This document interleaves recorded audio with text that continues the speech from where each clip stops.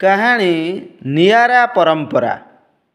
ଦକ୍ଷିଣ ରାଜସ୍ଥାନର ରାଜସମନ୍ଦ ଜିଲ୍ଲାର ପିପଲାନ୍ତ୍ରୀ ଗାଁ।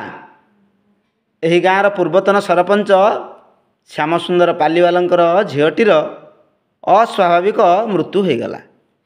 ଝିଅଟିର ସ୍ମୃତି ପାଇଁ ପାଲିୱାଲ ଗାଁର ଅନାବାଦୀ ଜାଗାରେ 111ଟି ବୃକ୍ଷ ଲଗାଇଲେ। କାଳକ୍ରମେ ସରପଞ୍ଚଙ୍କ ବୃକ୍ଷ ଲଗାଇବାର ପ୍ରଭାବ ଗ୍ରାମବାସୀଙ୍କ ଉପରେ ପଡ଼ିଲା। ସେମାନେ ମଧ୍ୟ ନିଜ ପରିବାରରେ ଝିଅ ଜନ୍ମ ହେବାରୁ 111ଟି ଲେଖାଏଁ ବୃକ୍ଷ ଲଗାଇଲେ ଏବଂ ତାହାର ଅଭିବର୍ଦ୍ଧନ ପାଇଁ ସଂକଳ୍ପ ବି ନେଲେ।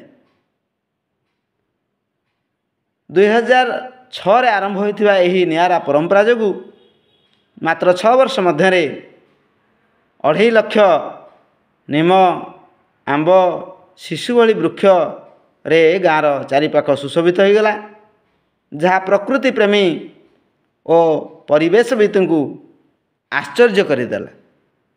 ତାହେଲେ ଆସନ୍ତୁ ଆମେ ମଧ୍ୟ ଏଇଭଳି ନିଆରା ପରମ୍ପରା ସୃଷ୍ଟି କରି ବୃକ୍ଷର ସୁରକ୍ଷା ଏବଂ ଯତ୍ନ ନେବା। विचार क्रांति दूत यूट्यूब ओडिया चैनल को सब्सक्राइब करिया सह परवर्ती वीडियो प्राप्त करिया पई बेल आइकन दबांतु एवं विचार क्रांति दूत ओडिया फेसबुक पेज सह जोड़ी हुंतु। धन्यवाद।